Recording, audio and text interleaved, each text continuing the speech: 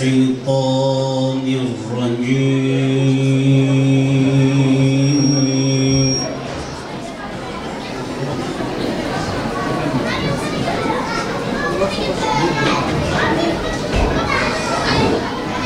بسم الله الرحمن الرحيم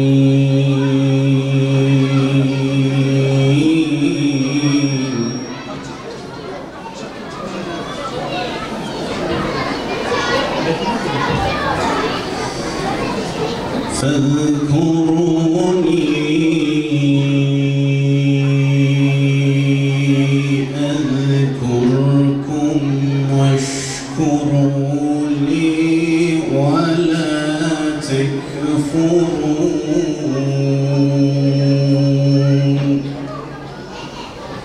يا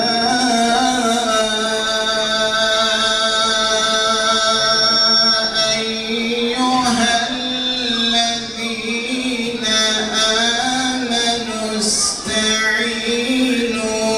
بالصبر والصلاة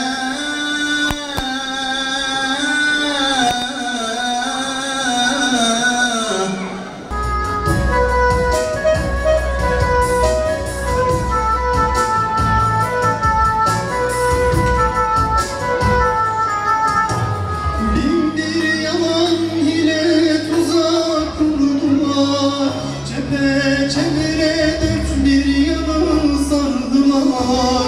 Bin bir yalan yine tuzak kurdular. Çevre dört bir yanı sardılar. Deccal emriyle gelip vurdular. Yasin yandı, yürek yandı, can yandı. Deccal emriyle gelip vurdular. Yasin yandı, yürek yandı, can yandı.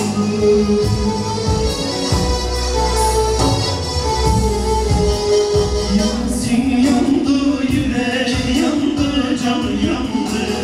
Yasin yandı, yürek yandı, can yandı. Yasin yandı, yürek yandı, can yandı. Yasin yandı, yürek yandı, can yandı.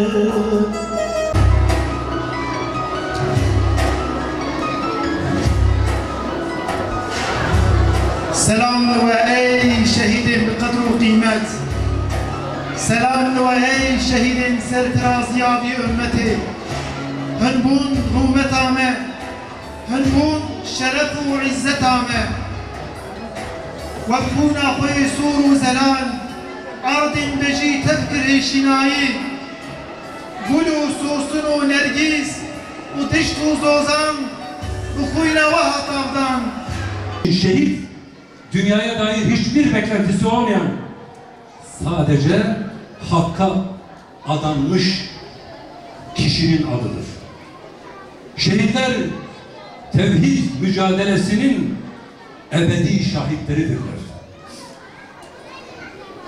Şehit, aslında niçin yaşadığını, niçin mücadele ettiğini, hangi değerler uğruna çaba sarf ettiğini, kime karşı durduğunu bilen adamdır. Bunu fehmeden adamdır. Bunu idrak eden insandır. Şehitler zamanın zulmünün ve mazlumiyetinin de tanıklarıdır. Hem şahit olarak yaşadılar, şehit oldular, şehadetleriyle bir kez daha şahit olarak yazıldılar ve tanıklık edecekler. Eğer bugün bu topraklarda Allahu Ekber diyebiliyorsak, eğer bugün bu coğrafyada kelime-i şehadet getirebiliyorsak, Allah'ı tanıyorsak, peygamberi tanıyorsak, bilin ki bu şehitlerin kanının bereketidir. Yani başka bir ifadeyle bu kazanımın bedeli önceden ödenmiştir. Aziz kardeşler, giderek dünyevileşiyoruz. Şehadet bilinci toplumda yok olmaya başladı. Niçin? Çünkü hayat ve ölüme yüklediğimiz manalar değişmeye başladı. Allah aşkına şöyle çarşıda, pazarda, evde akraba ziyaretinde, orada burada. Ben size sorayım.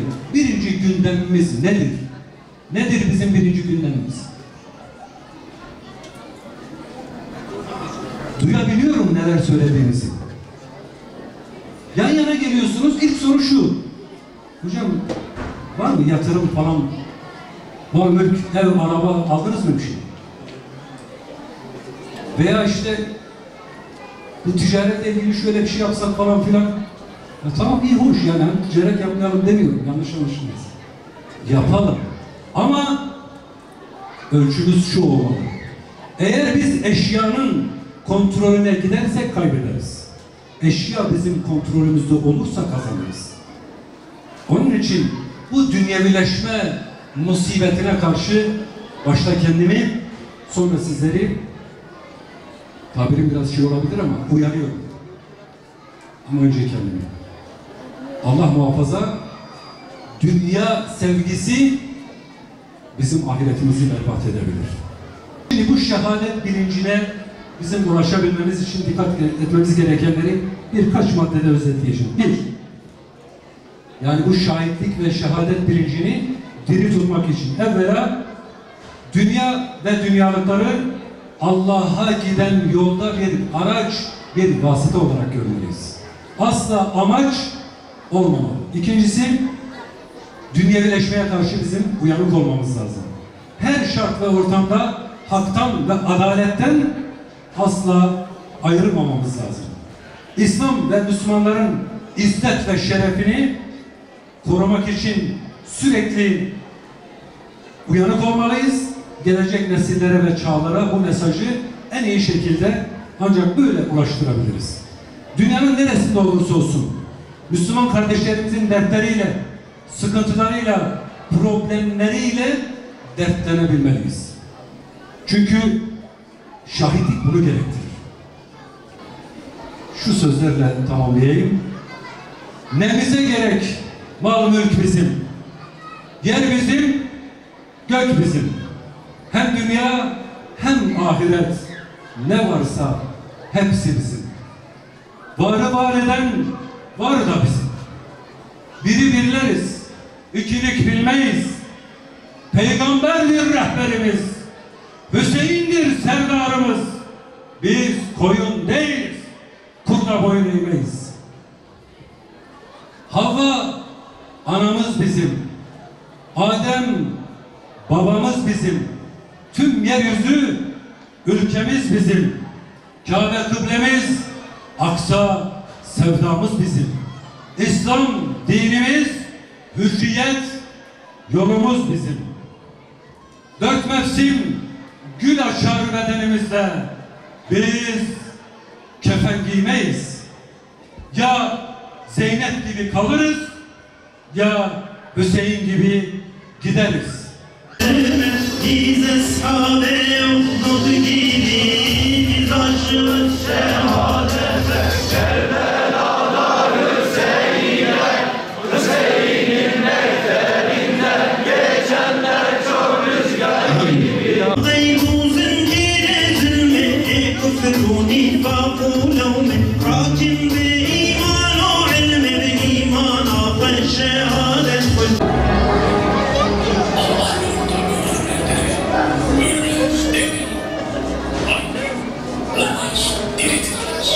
Ancak siz bilemezsiniz.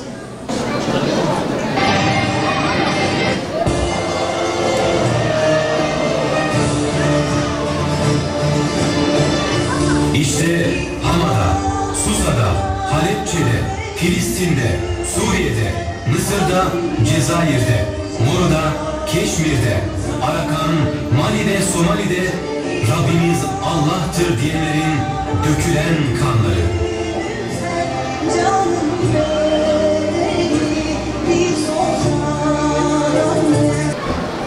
رب اشرح لي صدري ويسر لي أمري واحلل عقدة من لساني يفقه قولي. İlahi ya Rabbi, mukaddes kitabında bana dua edin, duanıza icabet edeyim diye buyurdun. Bizler de senin rızan için bir araya gelen müminler olarak ellerimizi sana açtık, senden dua istiyoruz ve talepte bulunuyoruz. Buradaki toplanmamızı, bir araya gelişimizi kendi rıza uğruna kabul eyle ya Rabbel Alemin.